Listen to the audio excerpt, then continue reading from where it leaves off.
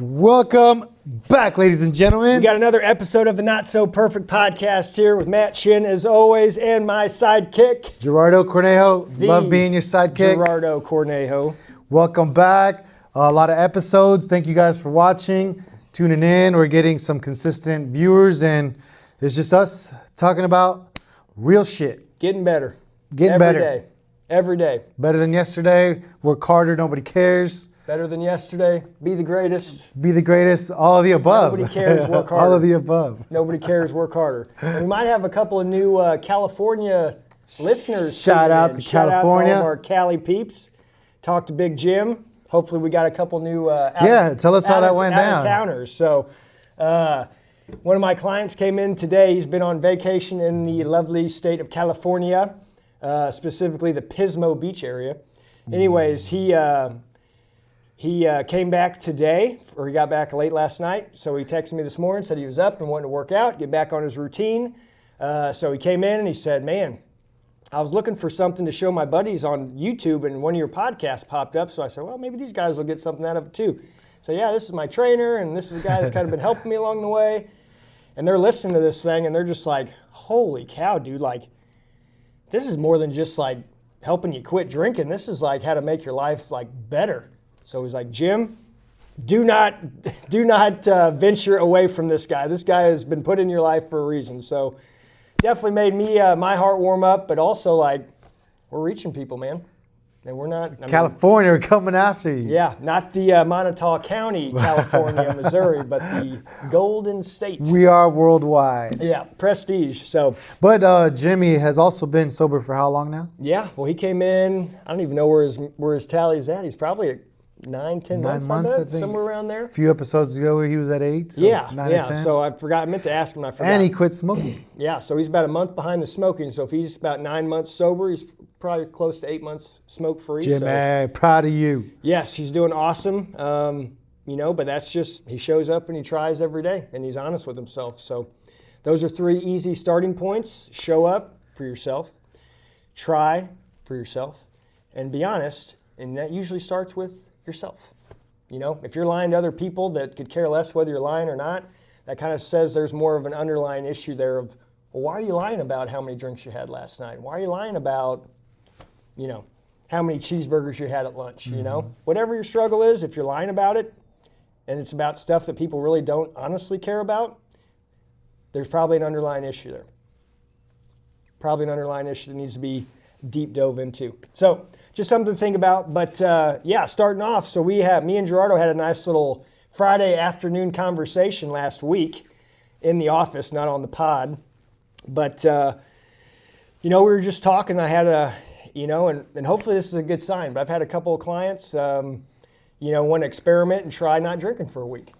They've never tried it before. I wouldn't say there's somebody that has a drinking problem, but, I framed it like this. He said, I want to try it for 7 days. I want to go without drinking. I said, okay. And I said, what's your motivation? What's your goal? What are you looking to get out of this? Well, do I need one? I said, well, not necessarily, but usually if you have a goal in mind, it's easier to attain that goal knowing what the goal is, as opposed to, we're just going to roll the dice and see what happens. So need a destination. Having an intention, having a goal, having a plan usually helps make things go smoother than just kind of whatever happens, happens. So that was the first thing I brought to his attention. I said, so having a goal of why we're doing this, that's very important. Is it for yourself? Is it for your wife, for your kids? What's the motivation? So we started with that. And then he asked, well, during this week, would you mind if I wore your show up, try, and be honest wristband? I said, will it help? He said, it'll give me just something to remind me. The one you wear. Yep. So okay. He's got that one right now. So Judge Walker, if you're listening, I need a new wristband.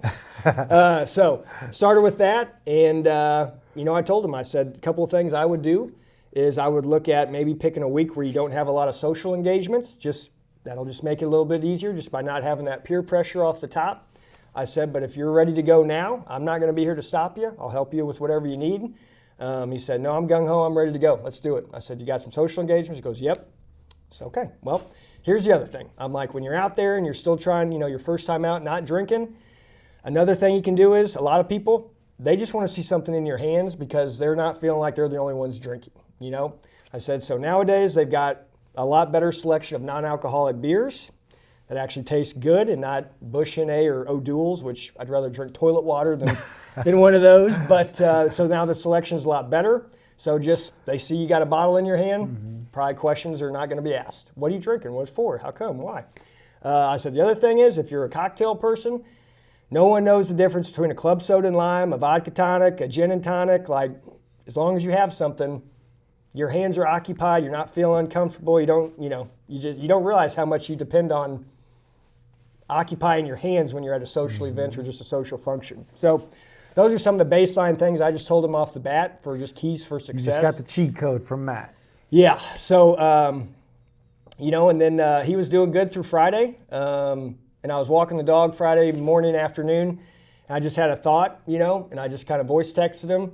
And I said, I get this question a lot is, Matt, how do I get more out of my life? And I said, best thing you can do is you can get more out of it by being awake for more of it. And I said, just let me explain this. So what I said was, and again, this starts with being honest with yourself, and then it works out from there. But you got to look at yourself in the mirror and just ask. And this is what I asked him. I said, how much would you say you gained in terms of wealth, success, happiness, joy, all the things where you strive for in life? How much of that do you get from 10 p.m. to 1 a.m.? And he thought about it for a second. And I said, so take that, okay? So that's 3 or 4 hours of an evening, okay? So if you're doing that and you're usually in bed by 10, but on a couple days a week you'll stay up till 12, 11, 1, whatever time in the morning, and it's got alcohol involved, that next morning you're going to be sluggish, you're going to be slow, that alarm clock's going to be 30 times harder to wake up and answer to. I was like, instead of staying up from 10 p.m. to 1 a.m., what if we put that on the front part of your day? Okay, so if you're not staying out super late, you're in bed at a decent time, you're not drinking at all, you're going to notice some things. First thing you're going to notice is just how much better your sleep is. So when you're getting better sleep, more quality sleep by not introducing alcohol, better sleep requires less sleep. Okay, so when you're out drinking a lot, you're never fully rested, you're always kind of tired, you're always looking for a nap or whatever it might be. You just never fully feel like you're rested. It's because you're not. Okay, so if you're not drinking alcohol, first thing you'll notice is just how much better your sleep will get. And then you'll notice your digestion and everything just works better, okay? But then the other thing I told him was, by being awake for more of it, you can get more productive, positive things done in the morning, okay? So maybe you normally wake up at 6, 6:30, whatever in the morning. If you're waking up at 5, if you're waking up at 5:30, if you're waking up at 6 instead, that's up to an hour and a half, 2 hours more you'll get out of your morning before your day even starts. And that's time for yourself. Do your workout, do your meditation, do your 10 pages of nonfiction book, whatever you need to do to get yourself in the right state of mind. So that was my thought that I had while I was walking the dog. And no other reason than just I want to show him as many angles of looking at something as you can, because not everything that I say is going to click with everybody. So if you can see it from different perspectives, a different angle, it might relate to somebody better. I was showing some squats the other day to a client, and she couldn't wrap her head around what the movement I was trying to get across was. And then her husband that night was like, she was trying to demonstrate to him, like, man, you got to try these. These things are so hard. and she was showing him. And he's like, oh, you mean kind of like a catcher's stance? And she's like, oh, yeah. So again, it's just finding the relationship to tie it together. Similar but a little bit different. But that's the general, consensus of how you're wrapping your head around that. So just little things like that, and I told him, I was like, when you're only drinking and that's all the things you're doing, I go, you only see through a little pinhole. I go, but when you can kind of stop and just take it back and look from a magnified out version, kind of getting a bird's eye view, you'll notice all these different things, and you'll realize how prevalent alcohol is in every aspect of our life, just from the time we're born to, growing up. If you're Catholic, I think you got to have a keg of beer at every barbecue. That's just how it was whenever I grew up. I didn't know right, wrong, or indifferent. Well, we're at a church thing, so it's got to be a good thing, right? Yeah, and then you just get used to doing that. Yeah, and that's what people get more excited about the barbecue. Not the church part of it or not the religious part of it, but the booze. The beer garden's always the most popular place. So when you realize how prevalent it is, he's like, man, I'd really like to get my dad off of this stuff too. And it's like, look, best thing you can do is just be an example without saying shit. I go, because whether they know what you're doing right now or not, I go, whenever I got 6 months sober, I found out my best friend went into rehab too. And whenever he got out and we went back for his year sobriety birthday, I found out that I was the reason why he went into rehab himself, because he saw what I looked like when I came out and saw my second chance at life, and he wanted that. You know, I had no fucking clue. We never talked about it before that, ever. So here I am getting dropped that on me at a AA birthday meeting, so I'm crying, you know, didn't know any of this was happening. So I told him, I was like, when you walk the path, I go, there's people that watch and pay attention and they notice. Whether you notice or not that they're watching, that's your stage, you know? I said, so that's where you can really, you know, set a good example. I go, because you're not going to change people's behavior yourself. Like, that's got to be something they want to do. I go, so usually the best way to, you know, show example is just to lead in that way. Not just talk about it, but live it, you know? It's another quote out here. Coming up with all these great quotes that I want to write down. This one's on video, so at least we can go back. Whatever you're being an example. Yeah. You know, I love what you just said that. Or a bad example. Yeah. Whatever you're being an example. But what about the fear of missing out, Matt? Like, what are you missing out on? On being in the social and people thinking I'm cool and people thinking I'm drinking. You mean from like 10 p.m. to 1 a.m. time? Yeah. That's where the coolest stuff happens. That's where yeah. Well, so that's where life really matters. Here's the example I gave him. I said, all right, look at it like this. It's like, you know, with your job, you've got a bunch of stuff going on. You've got this, you've got that. You know, generally your social stuff, like I asked him the other day, I said, how many of those people are like repeat people that you see at every single social function? He says a lot of them, you know, 90% of them, whatever it was. I said, Great point. Great point. Let me assume that most of what you guys talk about is your golf game, you know, business stuff, whatever is directly related to the meeting, and then maybe some wisecracks, you know, some shit talking or locker room talk, whatever. I was like, how many times have you heard the same stories from these same guys? I was like, usually what happens from 10 p.m. to 1 a.m. is ridiculous behavior that you the next morning would regret, that you would never do if you were not in that state of mind. The other thing is you're usually telling the same stories 5,001, 5,002, 5,003. So there's that. Now, you look at the other side of that, the next morning, how much of that do you remember? How much did the buddies you were with remember? Okay? Probably not much. But if you're waking up that morning and let's say you were the guy that did some wild and crazy shit that you would never do on a normal day when you're not drinking, well, now you wake up because maybe you're blacked out, half blacked out. You remember part of it, but you don't remember all of it. And you remember the last part was not great and you're kind of ashamed of that. But then where did I go after that? You're going to wake up with your anxiety at a level 10. And I know that because that's what most mornings were like for me. So you're already starting the day off panicked and rushed and you're late and you're behind schedule because you're, you know, whatever it is. Cloudy brain. Yeah. So, you know, that's part of it too. There's the back end of it, what happens between the 10 p.m. and the 1 a.m. times. And then you got the stuff of what you're missing out that next morning. You know, you're not waking up at 5 a.m. You're not getting your meditation in. You're not doing all that. And you're starting the day off super dehydrated and it's going to take you a while to get back to a baseline, you know. So that's kind of the thinking behind it. So if you think you're missing out on a lot by hearing the same stories for the 10,000th time, you know, that's a choice you're going to have to make. But you're going to notice when you're waking up early and they're the ones staying out late, you're going to be getting a lot more accomplished. And you're going to find a lot better sense of success and happiness because you realize when you're dependent on this stuff, even if it's, you know, well, I like to have one after work. Yeah, but that's a dependency because you have to have that after work, you know. So it's a lot of it's just looking at life and just whether it be alcohol or food or diet, exercise, whatever it is, we're so fixated on just these little aspects and bullet points of it. If we just take a step back and look at it from a more of a bird's eye view, you know, it's kind of like the analysis of like a sniper looking through a scope. He's seeing just a very small area of the landscape. Whenever you take your eyes out, it's everything, you know. That dude's on a mission. So when you look at it, you know, we're talking about alcohol here specifically. Alcohol is one of those things at this point in my life that looking back, it never really did anything positive for me. You know, it may have taken the edge off whenever I was going to a social function and I was nervous or whatever, but... To go talk about the same thing you talked about at the last party? So what you guys been up to the last 6 months? You know, what happened the last wedding we were at where you know, I was the guy with his shirt off on the dance floor, you know? That's the extent of it, you know? And even if we did have a deep conversation or something productive, I ain't remembering that in the morning. I'm lucky to figure out if my car's in the garage and I haven't made it downstairs to check. So, that's a choice you're going to have to make, So all I can do is just show you what's in front of you. It's up to you guys to decide. But, so anyways, this guy made it 7 days. So on Monday, he said, I made it. I said, right on. I go, is this going to be a one-hit wonder, or are we doing life changes? He goes, I think I need to do some life changes. I said, how come? What's the benefits so far? He's like, man, my sleep. I said, really? I said, that's weird. I told you to prove me wrong about that. He goes, I can't do it. I said, well, you're person number 65 that has not proven me wrong on that. And that's not that I came up with this. It's just stats, data. So. And another angle, do the math.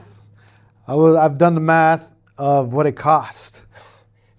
I'll follow you up on that. And the terrible investment it is. Yeah. Nothing good has ever came out of spending hundreds and thousands of dollars. And again, it's always who you surround yourself with.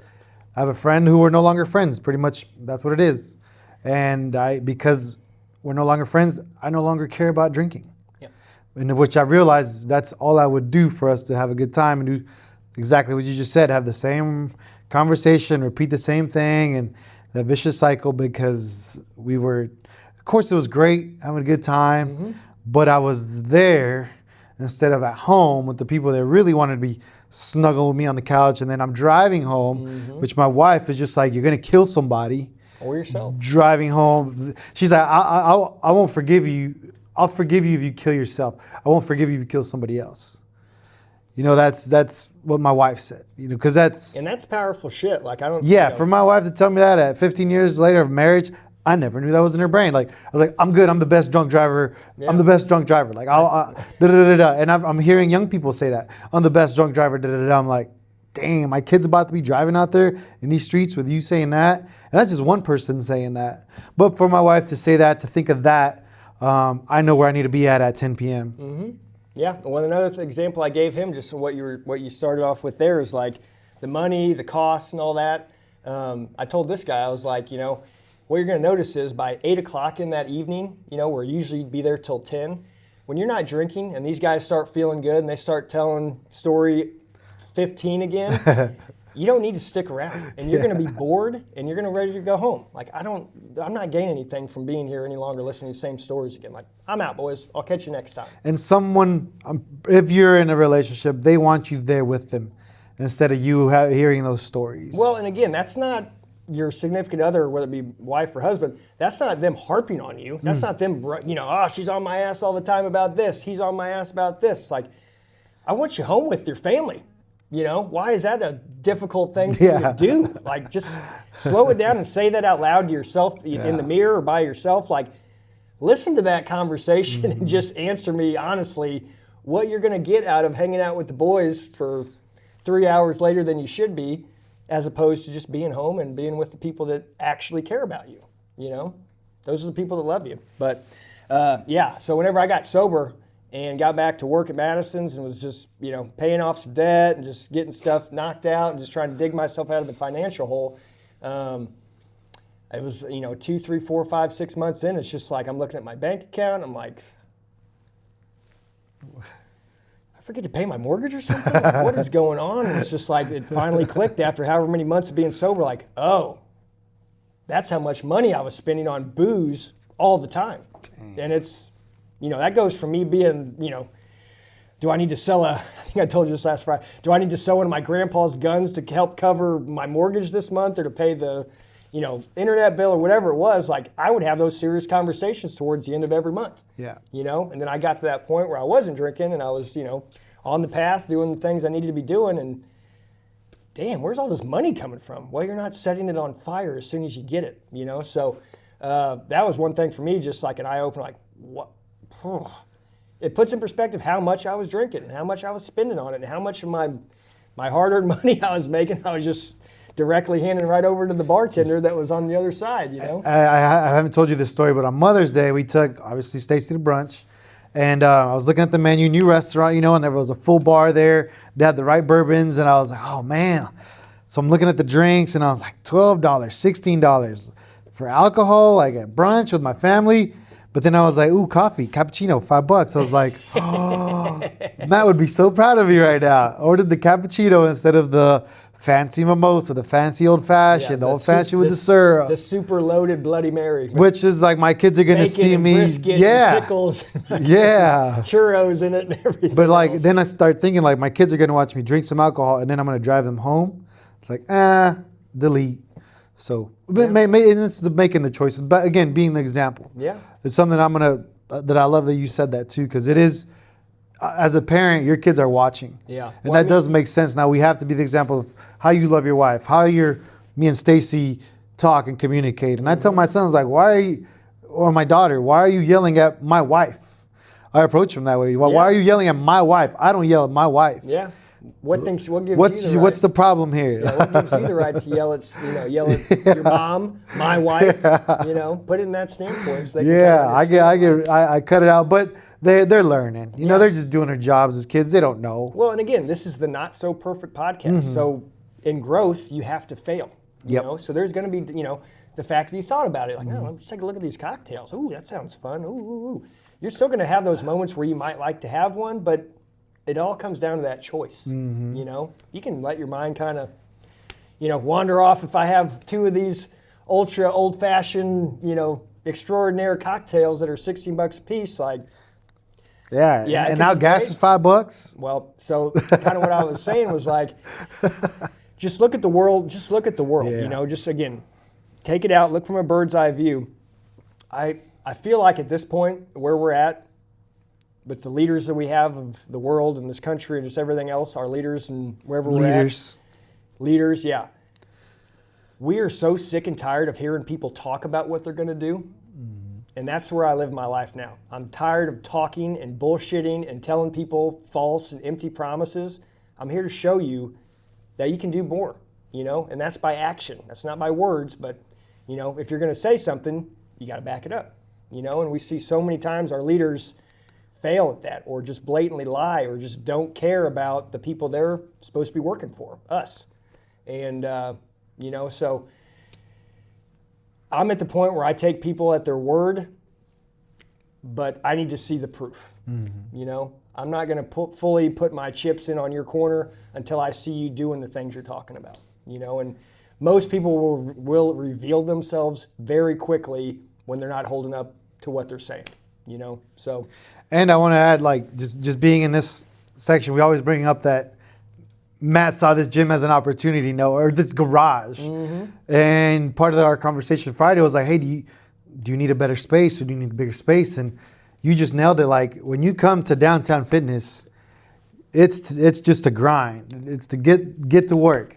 You don't need anything else. You don't need anything fancy. Like, I miss punching that bag. I miss punching this bag. But here, everybody comes in excited and leaves just like, like I just worked back there. Yeah. I just went to work. And it doesn't take a fancy restaurant, fancy weights. Yeah, I don't need $12,000 lat pull-down machines to get the same equipment or same, progress done with a pull-up bar, Well, those bands. Look at all those bands. Yeah.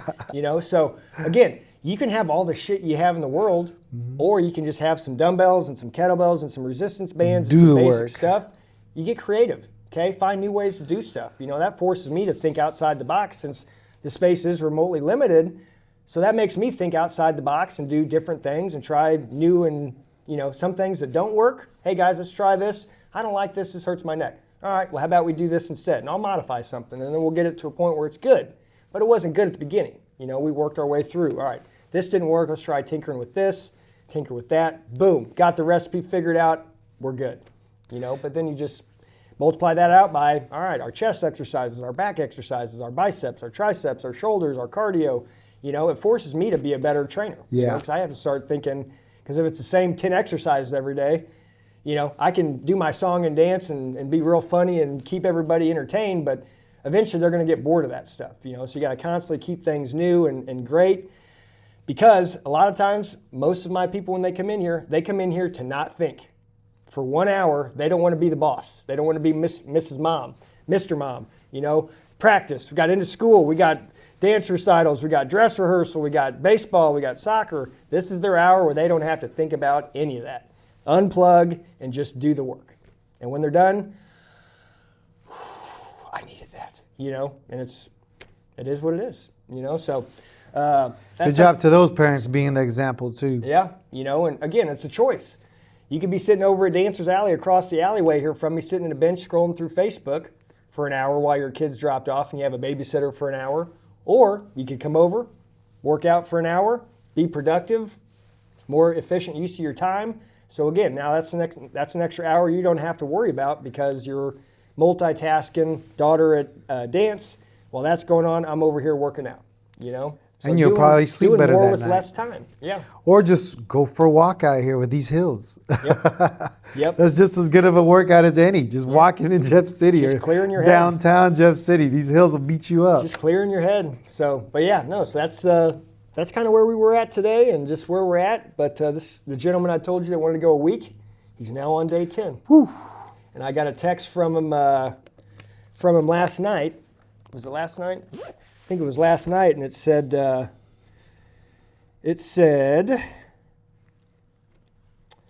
so I got a picture of a full bar with, looks like bourbons, and I see some Bombay back there, so full bar. And he sent me that picture, which I'm like, well, that's not a good sign. And then I passed the test, and then I get a picture of him out walking. So instead of doing the happy hour, he went out and cleared his head. So little things like that, And then while he was on his walk, he got tempted again because his dad lives close by. So he stopped by his dad's, checked on him. Well, his dad was having a highball. Come on in, have one with me.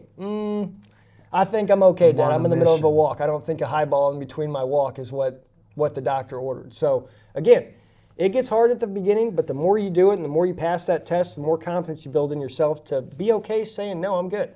Or I'll just take a Diet Coke. Or, I'm good, thank you.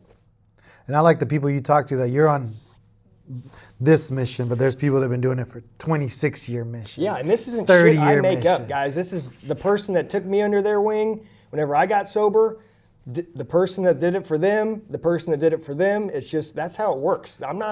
This is not new or holy cow, blow your hair back news. This is stuff that's been around since AA's, I think the first big book was in the early 1900s published. So it's been around, okay? And again, that book, if you replace alcohol with whatever it is you're struggling with, it all applies. So if you're struggling, take a look at those 12 steps of AA and just take out alcohol and add whatever it is you're struggling with, drugs or food or whatever the addiction or issue might be. So, and accountability too. Like you guys just saw Matt receive the picture to check in.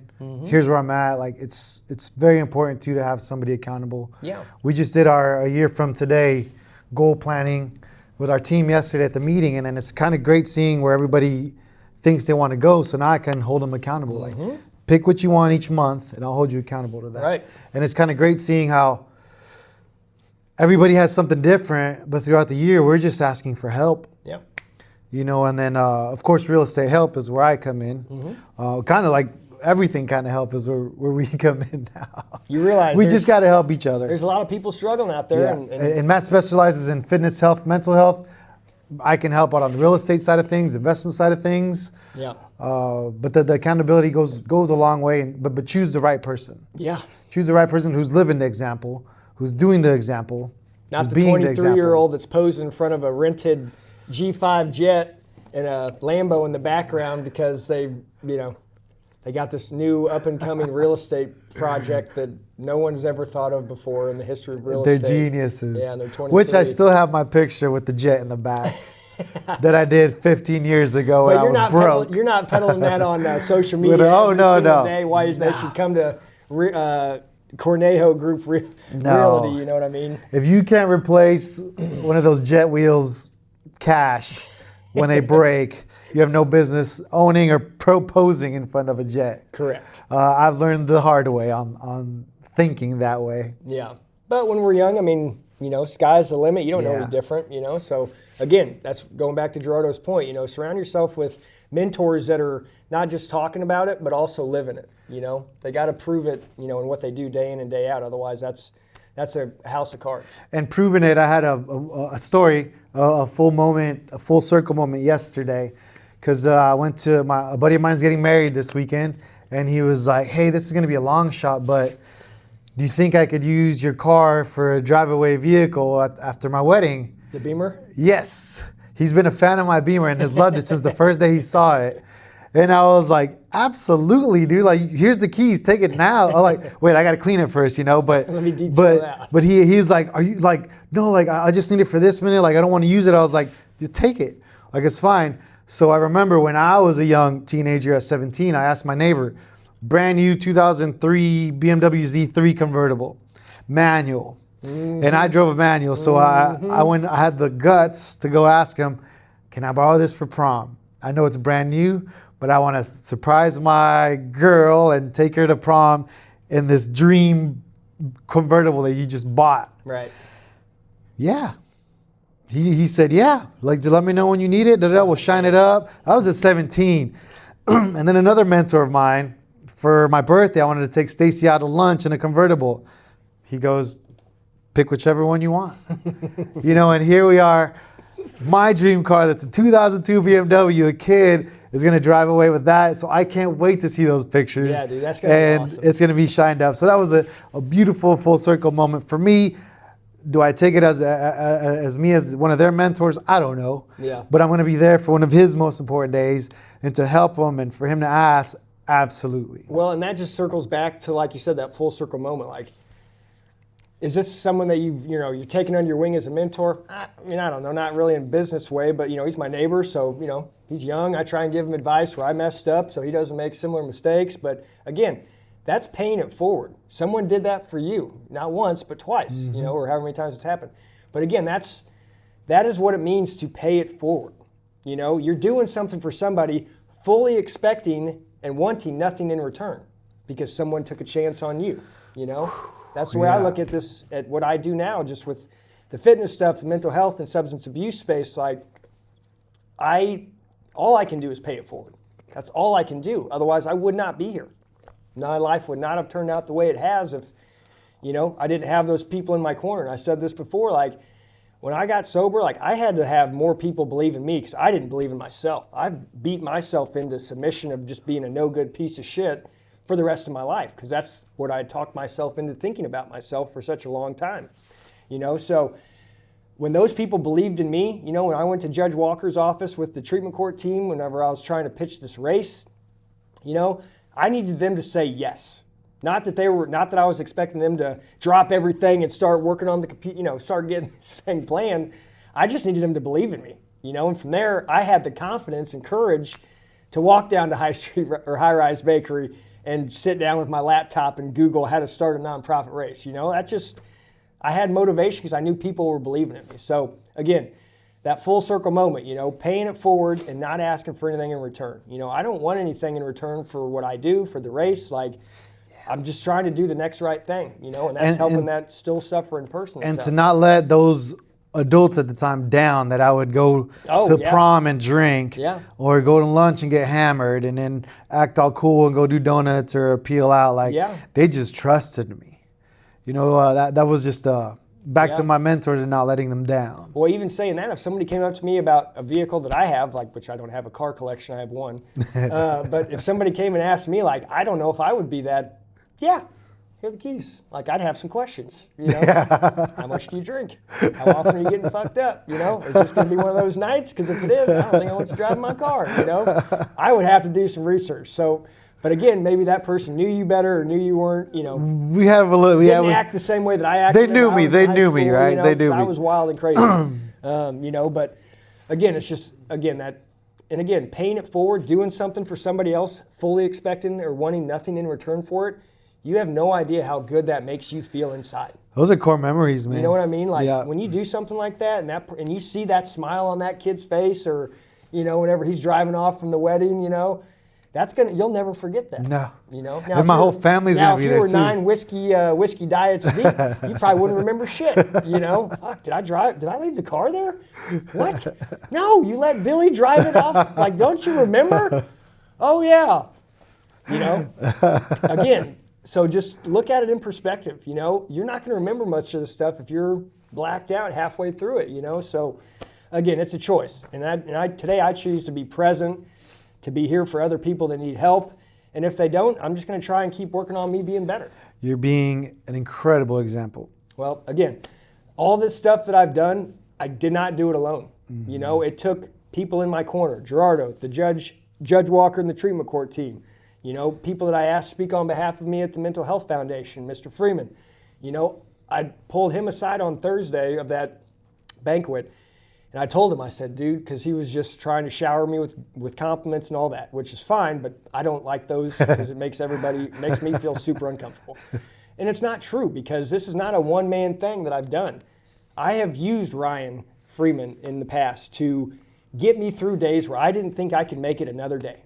You know, it would magically, where he'd come in and it'd be a running joke. On Wednesday nights, he'd come into Madison's and have a to-go order, because guess what? It's Ryan's night to cook, you know? And I'd forget about it, but then he'd show up to pick it up and, oh man, okay, all right, if Ryan's here, I can do this. You know, he would give me slivers of hope where I didn't have it, because I knew how much I wanted to be like Ryan, and just how he keeps his shit together while having one of the hardest jobs in the world, seeing people at their worst most days of the week, you know, and how he could do that and still have a family and a great wife and a great kids and still be, you know, involved in the community. And like, I couldn't do that as a bartender, you know, and that's just working on myself. So he can do it with a family and kids and a business and being active in the community. And like, I don't know, those are days that I would hang on to slivers of hope with people like that, you know, that I really look up to. You know, and then last Tuesday night, I got a text from a phone call from a buddy that's friends with Ryan, and we were fraternity brothers. And he said, "Hey man, I talked to Ryan. He's, you know, I don't even know if this is like a congratulations call or just how proud I am of you moment, but dude, I'm really proud of just the work you made and just how much progress you've made, you know." And it's like, I'm going to stop you there. Same thing I did with Ryan. I'm like, Mike, you have no idea, dude. Like, I've looked up to you since the day I met you, because you were always the hardest working guy in the room. Not the smartest guy in the room, not the best looking guy in the room, but I can relate to working hard, because that's what my dad expected of us. We're not the smartest guys in the room, but we're never going to quit, you know, and we're going to figure out a way. So to me, that is a very important quality in a person, you know, not how smart, naturally gifted you are at things. That's a natural gift that God gave you. I hope you use it to your full ability. What I like is the people that don't have that just grind and work and dig and keep dust hammering off, get back up, fall down again, get back up. They keep hammering, you know. So same thing with Mike. Appreciate that, brother. I'm going to stop you right there, because I told Ryan this Thursday night of the banquet. Same thing I'm going to tell you. Dude, you gave me so much hope on days where I did not have it, you know, where I wanted to just quit on life. You would help me get through another day, you know. And I said, then that day I saw you guys sitting outside on the patio at Madison's. Like, oh my God, I hadn't seen you in years. What's up, Mike? He's like, we moved back to town. I'm like, holy cow, that's great. You know, and I got to meet his wife and their kids, and they're all great. You know, and then a couple weeks later, Mike hits me up. He's like, hey, are you still training? And Mike was my first training client out of my basement before I got this space, you know. So had Mike not made that call or text to ask if I was working out, because I basically just gutted my basement and just put all my equipment down there because it was COVID. So I didn't know, you know, I wanted somewhere to work out. And I wasn't driving at the time, so I couldn't really, you know, hop in unless I wanted to run 2 miles down to the Y. So I was like, yeah, let's just give it a shot, man.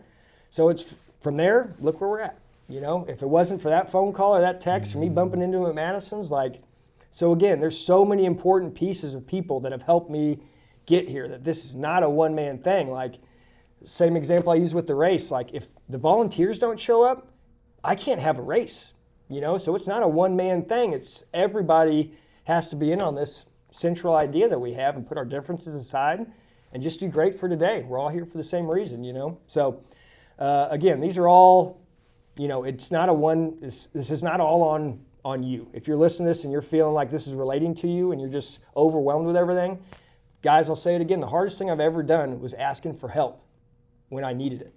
You know, I was stubborn and white-knuckling it and just, I don't need any help.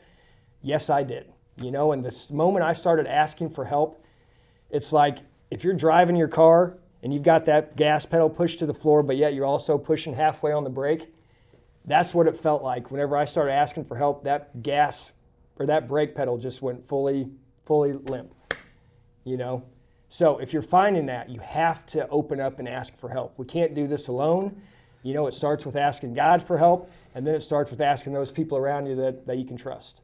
I would say find out who you need to ask first. Yeah. Make that a goal to who should I ask first, whether it's a higher power, whoever, start there. Yeah. That's what gave you a guide. Then that just guides you. Well, mine started with It God magically intervening in guides you. jail. Yeah. You know, so of all places to find help, that's where I found it. So if you can explain that one to me, I'm all ears. But I didn't need that because I saw that he was present in that moment with me. So I knew I wasn't alone because that's all I felt, was I was just empty inside, hollowed out. You know, so God intervening, filling that void that I had inside of me, gave me the power to get to rehab and the next day. You know what I mean? Like it takes that. Then I knew that my parents had faith in me whenever I sat down at the kitchen table with them. They gave me the confidence that, hey, we're going to support you, but you got to do the work. You know, I can do that. I can do that. I just need to know that you guys got my back. You know, as long as someone's got my six, I can keep moving forward. You know, so those are the people I try and put around me that are going to have my back no matter what. Beautiful. Getting close to the end, but I have a thought, and I've been thinking about it this week, a lot this week, or since last week. I think I figured out why people that commit suicide won't tell anybody or talk about it. Let's hear it. Because they won't do it. They will not do it if they do tell somebody, you know, and they're afraid to actually hurt that person. Yeah. They're afraid to actually look that person in the eye and tell them, I'm going to take my life. I don't know if you're going to miss me or not, but I mean, that's as far as I've gotten with it. It's like they will not do it if they talk about it. So how do we stop that? You know, us thinking about the job's not done. How do we get them to talk to us so we can talk them out of it, or just tell them that that's just not the answer? You don't. It's not perfection that you have to strive for. It's go help somebody else. Yeah. Go do something for somebody else. If you think you got it the worst, you have no idea. Yeah. You have pull that sniper scope out. Well, so I had because that's when you zoom out. I had a client this morning complaining about, and she's like, I shouldn't be complaining about this. I know there's people that have it worse, but you know, it's just they had to remodel their basement because they got a water issue, and obviously it's been raining a lot, so it's just been exasperated just with all the rain we've been having. You know, and they're like, and she's like, yeah, you know, I know, I shouldn't be doing this. I was like, well, the other thing is, like the other girl that usually works out with us, their house burned down like right around Christmas. You know, so they're now living down the street from me in a rental house. Like, how terrible does that sound? You know, they lost everything. You know, so again, it's all in perspective. But in terms of, you know, the suicide talk, like, I think it requires something out of those people that are around those people. Because a lot of times you'll see a change in behavior, okay? Or something will just like separation. Drastically change. They separate, they isolate, they don't want to be around you, like they won't answer your calls, they won't answer your text, you know. And, you know, so if you notice things like that, a 30-second phone call, just checking in. Hey, just seeing how you're doing. If they're not answering your phone call, swing by their work, swing by their house. You have no idea how much that can change someone's perspective, because when they're in that mindset, you think that you're all alone. And there's nobody there to help you. Nobody cares about you. Nobody wants to help you. They're too busy. You don't want to bother people with it. But again, that can be the difference in keeping somebody alive one more day. You know, and it's a 2-minute phone call. It's a 5-second text message. It's a, you know, hey, we haven't talked in a minute. How you doing? You good? How the kids? How's the wife? How's this? How's that? How's work?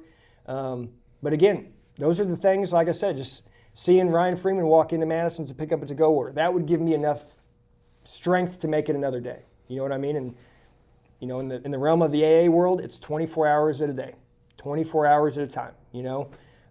Dear God, keep me sober for today. Dear God, thank you for keeping me sober today. And you never know who you need to get that phone call from. Dude, I've had some of the most bizarre ones. Wives, we apologize, or to our wives, like they're telling us, but we ignore them. They're asking us, but we ignore them. Yeah.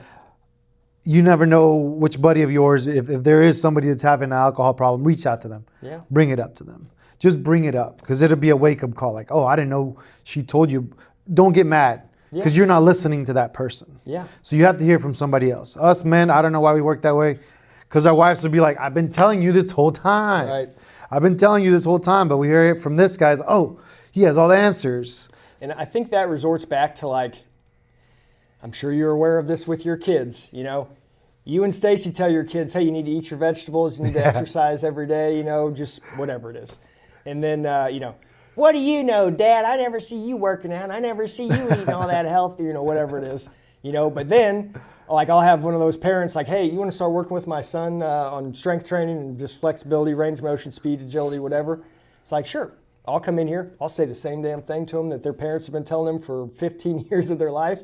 Guess what they'd come home and first thing they'd tell mom and dad? Did you know that it's good to exercise every day? Did you know it's good to read 10 pages of a nonfiction book? Did you know it's good if you eat your vegetables? Like, and for whatever reason, I don't know what the psychology is behind it. I think it's just when you're around people for so long, it's just kind of, they talk and you hear them talk, but are you processing everything they say? Because you got, you're thinking about a work thing while you're talking to your wife, or the kids are talking, but you're, trying to answer a quick text message. There's a lot going on. So when it's the same people you're around a lot, sometimes it takes an outsider that's maybe an expert in that area or, whatever it might be, for it to truly sink in. You know what I mean? So I think that plays a big part of it as well. But, it's just one of those things where, just the more work you can put into it, the better the results you're going to get out of it. And it's going to be hard at first, but again, guys, how hard is it to have a 5-minute conversation with your significant other, letting them know that you're struggling with X, Y, Z? I'm having these thoughts. I don't know what, I can't explain them, but I just keep having these reoccurring thoughts about alcohol just all day long, and I just can't stop thinking about it, or suicide, or drugs, or whatever it is, Yes, it's an uncomfortable conversation to have, but look at the alternative. If that person doesn't make it through tomorrow, like, how hard was that 5-minute conversation to have? So again, yes, we're busy. Yes, we've got a lot going on. Guys, life is not that busy where we can't take 5 minutes to help somebody, And if this is somebody you live with and sleep next to every night, what are we talking about? Again, zoom out and just listen how ridiculous that sounds out loud. Why wouldn't you want each partner to be rolling at 100% or as close to 100% as you can? That's what, through good times and bad, through sickness and in health, death do us part. So, I don't know.